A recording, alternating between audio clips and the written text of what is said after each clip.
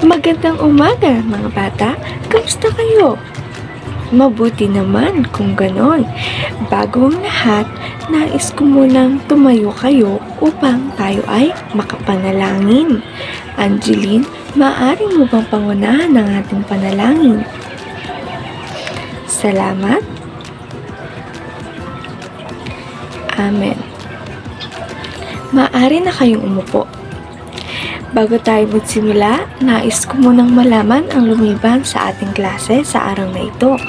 Laila, maaari mo bang sabihin kung sino ang lumiban ngayong araw? Wala, mabuti naman kung ganon. Natutuwa ako na kayong lahat ay pumasok.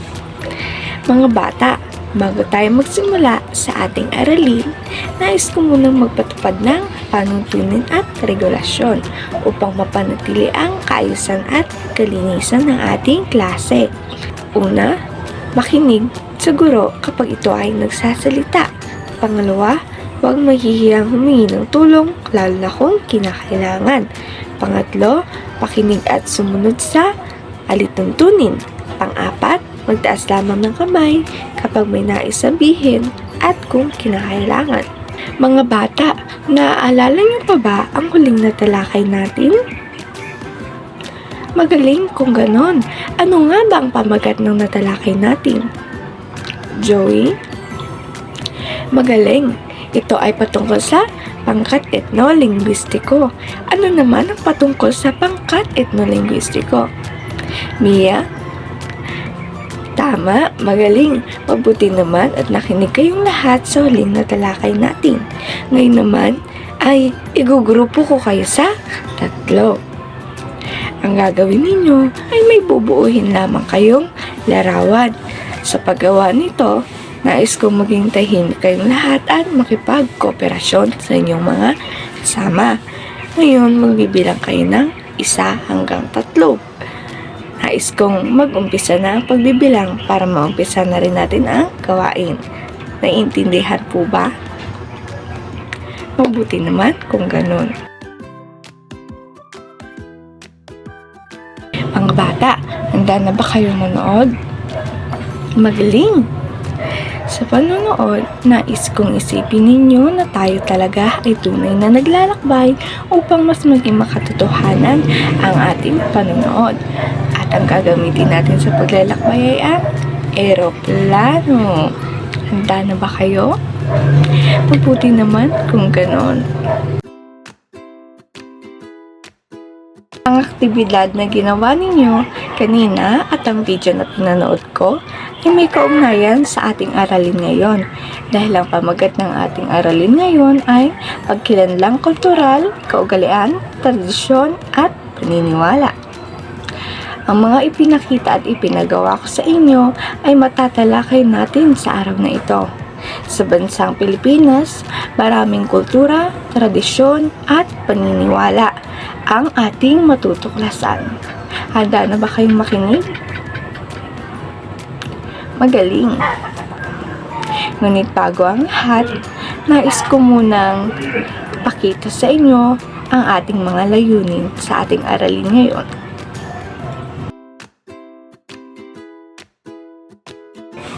Una ay ang kultura. Ang kultura ay napakahalagang bahagi ng mundo. Ito ang nagsisilbing pagkakilanlan ng isang tao, grupo, o mga lugar sa isang lipunan. Ito ang tumutukoy sa kabuuang paraan ng pamumuhay ng mga tao bilang kasapi ng komunidad o lipunan. Ang kultura ang siyang nagbubuklod at gumagabay sa atin. Ang kultura ay ang mga nakagusta na din nating gawain at mga sinusunod at pinaniniwalaan natin. Ang tradisyon at kaugalian bilang bahagi ng kultura, nauuri ang kultura sa material at di material.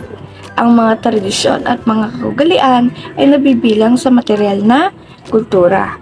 Ang kaugalian at tradisyon ay magkaiba. Ang kaugalian o customs ay ang mga kagawian o practice na sinusunod ng mga tao na kabilang sa isang partikular na grupo o lugar. Ang tradisyon naman, ito ang mga kohesibong koleksyon ng mga kaugalian. Ito ay naipapasa at naipamamana. Ang kaugalian naman, ito ang mga nakasanayang gawain ng isang partikular na grupo. Nagiging tradisyon at naipapasa hanggang sa mga susunod na henerasyon na ngayon ay ginagawa natin ang iba sa mga kaugaliang Pilipino. Sa kaugalian, dito nagsimula ang paraan ng ating pamumuhay na maaaring may kinalaman sa tradisyon, paniniwala at mga gawain natin ngayon. Sa kaugalian, ipinapakita nito kung gaano kakaiba ang isang lugar. Ito ang mga halimbawa ng kaugalian sa Pilipinas. Pagmamano, paggamit ng po at opo, pagbabayanihan, pagkain ng sabay-sabay, pagiging madasalin, pagsimba tuwing gabi, at marami pang iba. Ang mga halimbawa ng kaugalian na ito ay nakasanayan na nating mga Pilipino na patuloy nating ginagawa sa ating pang-araw-araw na pamumuhay. Dumako na tayo sa tradisyon. Ito naman ang kahalagahan ng tradisyon. Ang tradisyon ay isa sa halimbawa ng mga pagkakapareho at pagkakaiba ng mga tao sa isang grupo o sa isang lugar. Ang mga tradisyon ay lumilikha ng mga magagandang karanasan at alaala sa pamamagitan ng pagpapalaki ng grupo ng tao at pagpapaalam sa kanila na sila ay kabilang sa lipunan. Sa kaalaman tungkol sa tradisyon ng bansa, nagkakaroon tayo ng pinagmulan at pagkakakilanlan. Ang tradisyon, ang mga kaugaliang pinaniniwalaan o mga nakagawiang gawain na nagmula pa sa ating mga ninuno ay tinatawag na tradisyon. Ito naman ang mga halimbawa ng tradisyon sa Pilipinas. Pagdiriwang ng Pasko ng mas matagal kaysa sa ibang bansa at pagsisimbang gabi, paghaharana, pamamanhikan, pagdiriwang ng mga pista at napakarami pa. Dumako naman tayo sa paniniwala. Ang paniniwala ay ang nakaugalian na natin gawin o mga ideya na maaaring pansarili lamang natin na pinaniniwalaan natin. At napakaraming halimbawa ng paniniwala sa ating bansang Pilipinas. Gaya ng bawal kumanta sa pagkainan. Ito daw ay simbolo ng hindi pagrespeto at hindi dapat makabasag ng pinggan sa araw ng okasyon dahil ito ay simbolo ng kamalasan at bawal isukat ang damit pangkasal dahil maaari daw hindi matuloy ang iyong kasal. Ang paniniwala o pamahiin na tinatawag natin ay marami sa ating bansang Pilipinas na patuloy nating pinaniniwalaan at ginagawa sa araw-araw. Nauunawaan niyo ba ang ating natalakay? Mabuti naman kung ganon. Ang iba't ibang kultura na mayroon tayo ay dapat nating irespeto, pahalagahan at kilalanin at higit sa lahat, matuto tayong igalang ang kultura ng isa't isa. Hindi lang dito sa Pilipinas, kundi sa buong mundo. Maliwanag ba?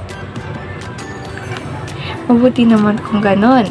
Magbigay nga kayo ng mga halimbawa ng paniniwala ng mga Pilipino. Bukod sa mga naibigay kong halimbawa, Mona? Magaling, salamat Mona. Ano pa? Michael?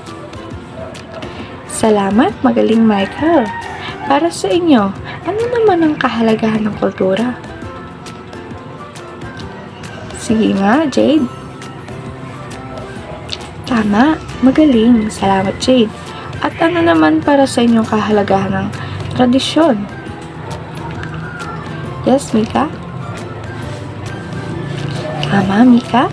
Ano naman ang kahalagahan ng paniniwala natin? Sige nga, Melay. Magaling. Tama kayong lahat. At natutuwa ako na nakinig kayo ngayon sa ating aralin. Ngayon naman mga bata ay magkakaroon kayong muli ng maikling aktibidad. Sa loob ng 10 minuto ay pag-usapan ninyo ang gagawin ninyong pagganap o sa English ay role play. Mag-umpisa na kayong magbilang hanggang 3 para maiba naman ang pagbibilang pag-umpisa ito sa dulo. Magsimula na. Mga bata, Ang gagawin ninyo ay gagawa kayo ng maikling pagganap na nagpapakita ng kahit alin sa mga napag-aralan natin, maging ito man ay tradisyon, kaugalian o paniniwala. Muli, mayroon kayong 10 minuto para sa inyong aktibidad na gagawin. Magsimula na kayo.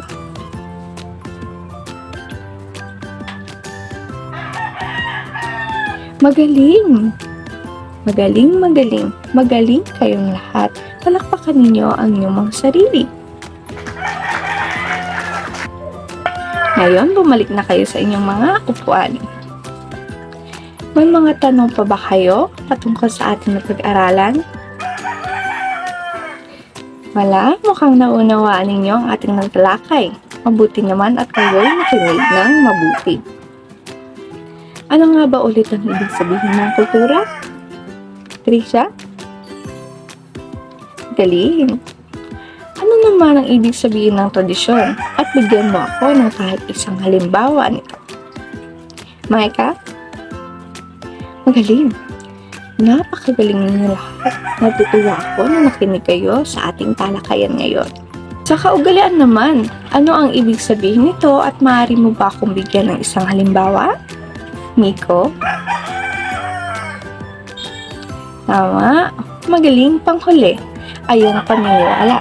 Ano ang paniniwala at maaari mo ba akong bigyan ng kahit isa nitong halimbawa? Sheila? Salamat. Maraming salamat sa kooperasyon ninyong lahat at sa pakikinig sa akin. Natutuwa ako sapagkat itinuon ninyo ang inyong mga mata at tenga sa pakikinig ngayong araw na ito.